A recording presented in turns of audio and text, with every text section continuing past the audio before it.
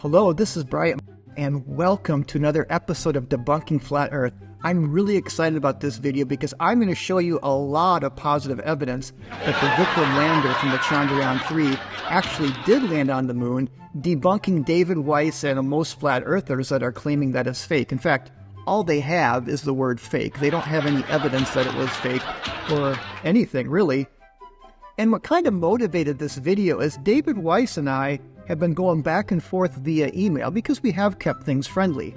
And basically I said to him like about a week ago, Dave, why are you showing all these videos with the Vikram lander being a cartoon and saying that it's fake when no one had any intention of that being the real lander? No one claimed it to be. And, you know, there's been all these flat earth memes that have been going around.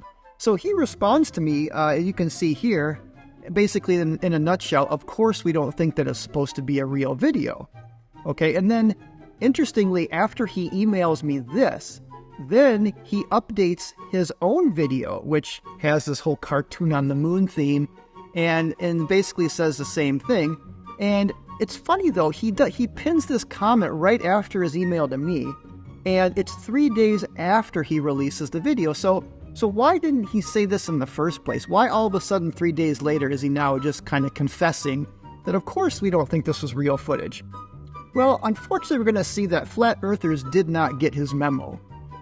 Like for example, my friend Patrick Tamponi posted this video, which I talked about in my last video. And, you know, basically all these flat earthers are sharing these memes as if the ISRO intentionally was trying to make this to be the actual lander. And of course, this is the whole theme of my last video, so I won't get into that again. You can watch my last video.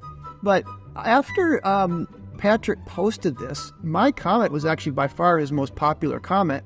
And what it was a lot of people from India basically, you know, supporting me. So again, people in the flat earth community did not get Dirth's memo. And it was based on, again, he actually didn't get his own memo. He had two videos essentially making fun of the moon landing. The first one was basically showing actual footage of the Chandrayaan-3 approaching the moon. And he just said it's basically anybody that believes this, like this is what he said here, if you can't see how fake this is, I can't help you. But no evidence that it's fake, just simply words. And his cartoon on the moon one was the one that he's basically had to do a pinned comment to point out that it wasn't meant to be a real image, even though in the video, he is basically saying this is real, this is cartoon. So he's just kind of contradicting himself. And again, flat earthers didn't get the memo. These memes have just been constantly just pouring and spamming, you know, social media, TikTok, Instagram, Facebook, YouTube. But here's something I want to share with you. Even though Dirth himself says that these were not meant to be real images and that he understands that, listen to him talking to a high school summer school. This is which is kind of disturbing that he's teaching a class at a actual high school. But just listen to him here because evidently he did not get his own memo. This is the Indian moon landing. There's that's the head of India. This is the actual footage from the Indian moon landing. That's the footage. This is the footage. This is the footage. It's not landed yet. Give it a second. It's gonna land. I think that's You know, it looks like that 1970 video game and everyone's clapping. Dude, it's not believable. So he's contradicting himself. In this video, you just heard him say this is the actual footage, where in the pinned comment of his YouTube channel, he's saying, of course, we don't think this is real footage. So which is it, Dirth? Is it actual footage or not? Of course, again, this is typical flat earth deception and lies. So when he talks about the landing, he's telling people as if this was supposed to be the real image. But then when I email him and he posts a comment, he says it's not supposed to be, that we know that it's not the real image. And interestingly, that pinned comment only had, last I looked, like 15 likes. And I don't think a lot of flat earthers were even reading it because they're still sharing memes as if this was supposed to be the real lander when it never was. So just today, Sunday, he releases this video and saying that I'm back, which I am back. It's always a compliment when I see top flat earthers highlight me in a video. So this video, he emails me this morning and says, Brian, I did this video just for you, basically, again, trying to convince me that the landing was faked. And then I go through the video and it's just, there's absolutely no evidence that it was fake. All he has is just basically just saying it's fake And then he does this whole shifting of the burden of proof on me. So in the video, he says, where is the evidence it's fake? This is called the burden of proof reversal fallacy. Actually, it's the shifting of the burden of proof fallacy. And what DITRH does not understand is that it can also lie with a person denying a well-established fact or theory. So this means that the burden of proof, if there's a well-established fact or theory, which landing on the moon is that case, actually the burden of proof is not. This is not a shifting of the burden of proof fallacy, because this is the established accepted truth. So the burden of proof is on you, DITRH, to show that this is fake, and you have done nothing of the sort. Not one shred of evidence that it's fake, except for these ridiculous, I think I found my missing AC unit. So how is this proof? You're just finding something that looks like the lander and saying, look, they could do anything to fake it. But when you actually do photo forensics, that's what you need to do. And again, flat earthers don't know how to do photo forensics because they purposely get the low-resolution JPEG files to show artifacts. So you can't even trust when they try to do photo forensics. And in reality, you need to get a court-ordained or actually person that's trained in photo forensics for it to be credible. Because there's more than just the photo. You got to look at the source's reputation, the ISRO, the Indian Space Agency. They've got a great reputation. They have no track record of deceiving the public. You look at the metadata, you look at the actual photo forensics of the for example, the error level analysis, and you can do all kinds of different things with exposure, and there's many different tests, okay? And plausibility, what reason do they have to fake the landing? Again, this is not NASA anymore, so they can't cry NASA. And so, if a flat earther, because I can see it coming, flat earthers are going to try to take these photos and put them in photo forensics. But if you're going to do that, you've got to realize that they're not photo forensics experts, and they're probably using low resolution. Ask them where they got their photo. Are they getting it from the high resolution files from ISRO, which you can get? I'll show you a link here at the end. Or are they downloading low resolution JPEG and basically saying, look at these artifacts, when they're just artifacts from data compression? So I did just, and then in that video, I'm going to go over this in another video where I'm going to debunk DITRH's video about me. But he's basically saying, he's like making fun. He's like, look, Brian, I captured the Indian lander orbiting the moon with my P1000. Can you prove this is fake? And if you watch this video, you see this like little lander, which is clearly a fake thing. But actually, yes, I can prove it's fake, DITRH, because there's no way a P1000 is going to magnify an image that far in space, because the Vikram lander was released in low lunar orbit. And I have images from like a Polish astronomer that's using a deep space telescope to track the Chandrayaan-3, the whole Chandrayaan-3 craft, not just the lander. And it was just a one little pixel dot. So a P1000, you'll be lucky to get one pixel, probably not at all. So yeah, I can prove that this is fake, because there's no way that a P1000 is going to capture this lander anyway. So as always, flat earthers just debunking themselves. And this just made me chuckle, because it's like, you do realize that a P1000 can't capture this anyway. So, and I did a little error analysis, and actually when you do an ELA test on it, it kind of sticks out. So there's not a consistent error analysis. And so just kind of piecing together some of the evidence, 10,000 people actually showed up for the launch. So right off the bat, there were 10,000 people to witness that this rocket actually did take off. And again, nobody witnessed it go into the ocean. A lot of flat earthers say these rockets, they go up and then they just come down and just go right into the ocean. The whole thing is faked, right? No evidence of that happening. So I'm going to put a link here below where you can look at all the Chandrayaan images and videos.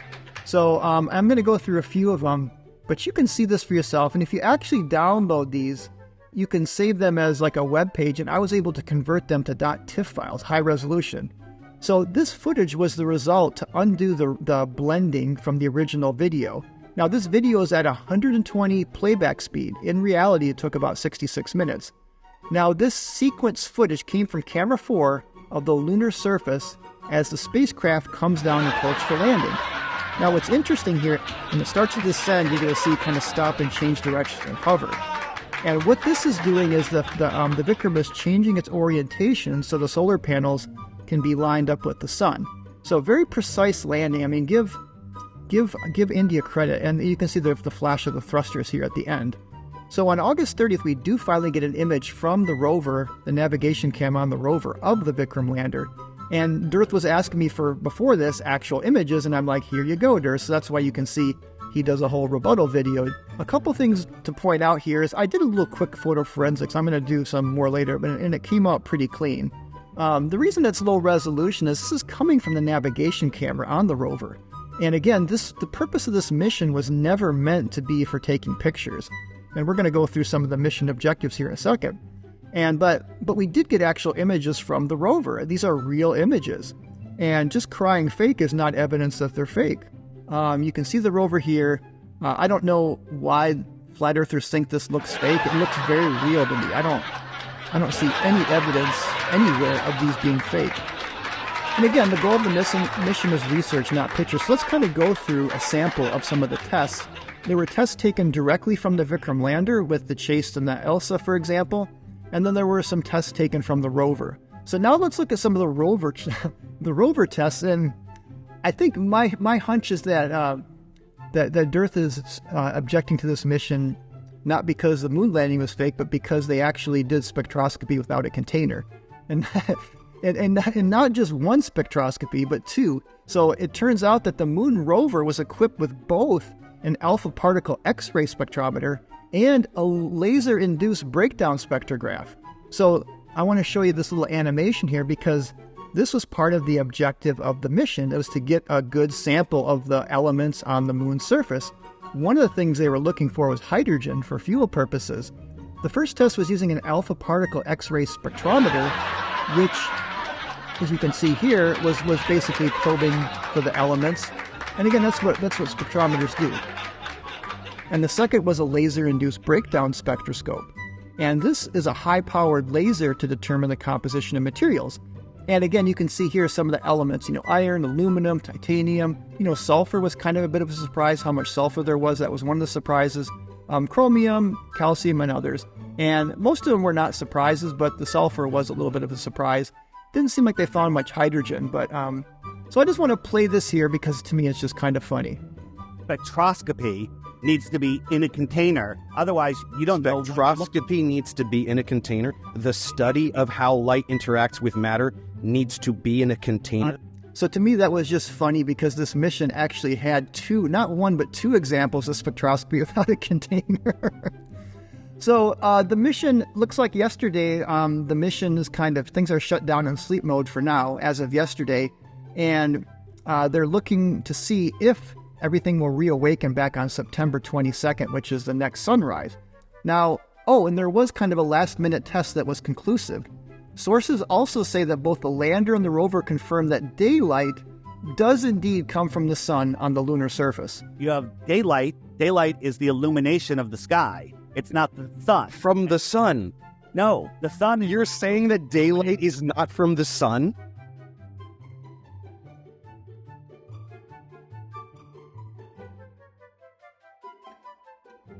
Okay, so I just can't resist playing that. So now let's get into some more evidence. This is not NASA or not even ISRO. This is an independent Polish astronomer that actually was able to chart the Chandrayaan-3 in deep space. And the trajectory data came from Scott Tilley and others, and it was exactly where it was supposed to be. So again, the Indian Space Agency, they released the data for the planned orbits, and this mission, supposedly based on independent astronomers or amateur astronomers, it seemed to be a very clean mission where things kind of went as planned. And so this is not a coincidence. This is about exactly where the Chandrayaan was supposed to be, and indeed they found it there. Again, great evidence. Okay, so I want to get into some added really powerful evidence. And the first is the landing spot. So as you saw in that earlier landing video, if you look at the craters at the very end, what you find is that the craters kind of match this pattern. And this guy on Twitter here kind of posted this and said, look, this is where it's landing. And he came up with a little map of roughly where it would be. Now, I turned this kind of sideways a little bit so that it would match up with the craters. And when you compare it to the actual image, this is from the Chandrayaan-2, which is a very high-resolution image. You can see a before and after where, you have nothing here. And then between, here's where this is where the Vikram lander lands in between this 8-hour window. Now you can see the Vikram lander. Very conclusive evidence, and it actually falls right here, which is right within the window. And again, he posted this before this image, so you can see that the images from the landing camera match the images from the Chandrayaan-2 satellite, low-orbiting satellite. Great confirmation that the Vikram is right there. And here you can see the path of the Vikram over the course of its missions, about 100 meters it went out. But this has been confirmed as the location of the lander, and it's right here on the moon. They call it Shiv Shakti, I think after the Prime Minister named this landing site. So again, the furthest south landing ever. So congratulations, India, for landing on the moon. Just overwhelming evidence. So my favorite evidence comes from Scott Tilley and some other amateur astronomers. And what they were able to do, just like this also happened with the Apollo missions, I found out, and also with Artemis, is that you can track these signals in deep space and confirm they're coming from deep space. So let's just read. I'm going to read what Astronomy Live posted on my last video. I think it's worth highlighting the fact that Scott Tilley and others have been detecting the radio transmissions from Vikram on the surface after the landing. If the mission was a hoax, it would beg the question, why is there now something transmitting from the surface of the moon at the location and frequency expected? He can also hear clearly the transmissions of the ground station to the lander, reflecting off the moon itself and back to the receiver, showing that two-way communication is happening. So anybody that understands radio transmissions can get this. Now, flat earthers don't understand science typically, so they're just going to basically be in denial and bury their head in the sand. But the reality is the Vikram lander has published two different transmitters, 2241.6 and 2268 megahertz. And you can see right here one and then the other transmitter. Now I want to play this little bit here because this is one of the frequencies, the 2268. And listen to the beautiful sound here.